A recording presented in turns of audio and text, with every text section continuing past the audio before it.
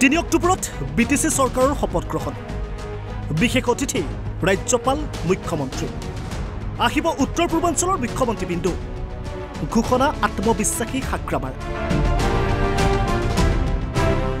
22 সেপ্টেম্বৰত বিটিসিৰ নিৰ্বাচন সৰুবৰ প্ৰায় 14টা দলৰ 380 প্ৰাৰ্থী নামিছে এতিয়া যুঁজত অন্তিম প্ৰচাৰত নামিছে দল বিশেষৰ ৰথী মহাৰথী ভাত পানী এৰি দিন ৰাতি একাকাৰ কৰি প্ৰচাৰতে ব্যস্ত মুখ্যমন্ত্ৰী হিমন্ত বিশ্ব শৰ্মাৰ পৰা সাংসদ গৌৰৱ গগৈলৈ প্ৰমোদ বড়োৰ পৰা সৰ্বানন্দ সোণোৱাললৈ সকলোৱে নিজ নিজ দলৰ প্ৰাৰ্থীক ভোটদান কৰিবলৈ আহ্বান ইয়াৰ বিপৰীতে আত্মবিশ্বাসে যেন এতিয়া হিমাই চেৰাই গ'ল বিপিএফ প্ৰধান হাগ্ৰামা মহিলাৰ জয়গুণ্ঠ কেতিয়াবাই পালে হাগ্ৰামাই এতিয়া ব্যস্ত শপত গ্ৰহণৰ বাবে অতিথি নিমন্ত্ৰণত হাগ্ৰামাৰ ঘোষণা 3 অক্টোবৰত শপত গ্ৰহণ ৰাইজ আহিব 3 তাৰিখ অক্টোবৰে সরকার বানাবো শপথ গ্রহণ নিব 3 তারিখ অক্টোবর যাব না নাই না যাব না নাই কি দিয়া যাব শপথ গ্ৰহণ অনুষ্ঠানত কোন কোন থাকিব কোনে কোনে দিলে উপস্থিতি নিশ্চিতি তাৰ তথ্য আগতীয়াকৈ ঘোষণা কৰিলে হাগ্ৰামাই শপথ গ্ৰহণ ৰাজ্যপাল মুখ্যমন্ত্ৰীক নিমন্ত্ৰণ অসমৰ চিফ মিনিষ্টাৰটো হ'ল স্পেচিয়েল চিফ গেষ্ট অসমৰ ৰাজ্যপালটো হ'ল একদম আসল চিফ গেষ্ট চিঠি দিছে আমি বিপিএফ দলৰ থেকে গভৰ্ণৰকে ৰাজ্যপালকে ওৰা কি কৈছে আসবো চিফ গেষ্ট হইয়া আৰু আমি কৈছে চিফ মিনিষ্টাৰ ডাঙৰীয়াক কৈছো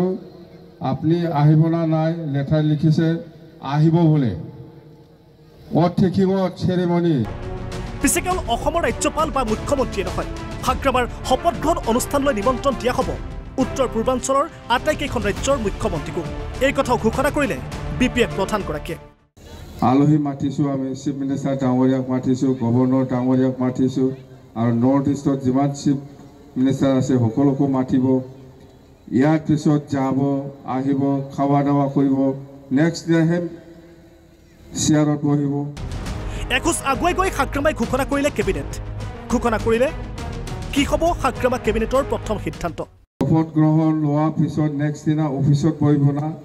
যেতিয়া অফিচত বহিব সেই দিনাই একটা কেবিনেট মিটিং বুলি কয় এক্সিকিউটিভ কাউন্সিলৰ মিটিং বহিব এই মিটিং বহাৰ দিনতে প্ৰথমতে কি আলোচনা হ'ব বিটিসি অঞ্চলত যিমান জাতি জনগোষ্ঠী আছে